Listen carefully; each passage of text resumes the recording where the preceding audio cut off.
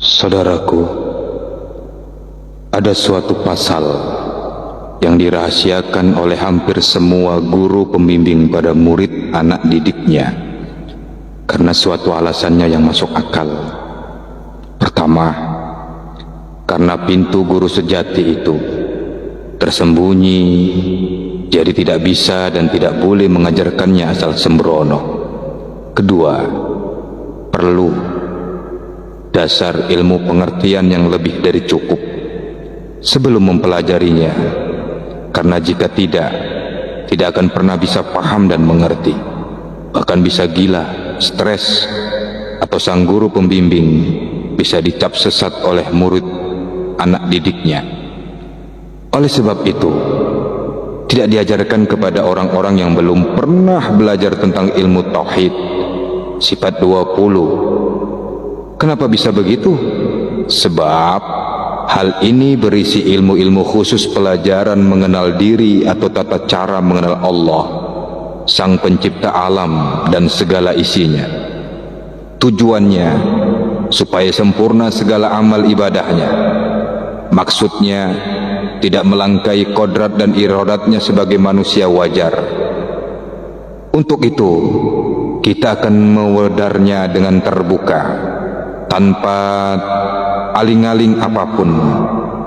Terserah Anda mau menyebut saya sesat atau kafir, karena inilah kenyataannya, inilah kebenarannya, dan silakan dibuktikan sendiri jika tidak percaya. Ketahuilah, tanpa yang hidup, jasad tidak ada artinya, tetapi benda mati inilah, jasad inilah yang dijaga dan diutamakan oleh kebanyakan orang di dunia ini. Sedangkan kita semua tahu, bila mati kelak, jasad akan busuk dan ditanam atau dibakar. Ini menunjukkan bahwa mati ialah bila hidup yang menghidupkan jasad tadi meninggalkan jasadnya.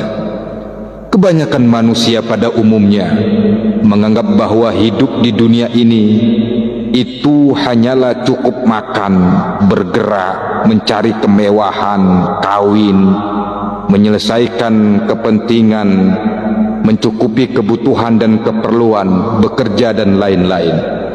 Mereka menganggap bahwa jasad kasar mereka itu hidup dengan sendirinya, yang membolehkan mereka melakukan kerja dan kerja. Tapi pernahkah mereka berpikir bahwa jasad mereka itu sebenarnya ialah benda mati yang tidak dapat hidup dan bergerak dengan sendirinya, tanpa ada sesuatu yang menghidupkannya? Di manakah letaknya yang dipanggil hidup itu? Dengan adanya yang hidup itulah jasad kita itu hidup. Sebenarnya hidup itu diam di dalam jasad kita sendiri, dan dialah yang dipanggil diri sebenar diri. Tapi pernahkah kita berpikir tentang diri atau mencoba mencari dan mengenalnya?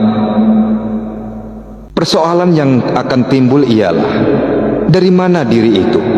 Di mana letaknya diri itu? Terdiri dari apakah diri itu? Kemanakah perginya diri itu? Apabila jasad mati, atau dengan kata lain diri meninggalkan jasad? Yang paling penting sekali, bolehkah kita mengenal diri sebenar-benarnya diri kita itu?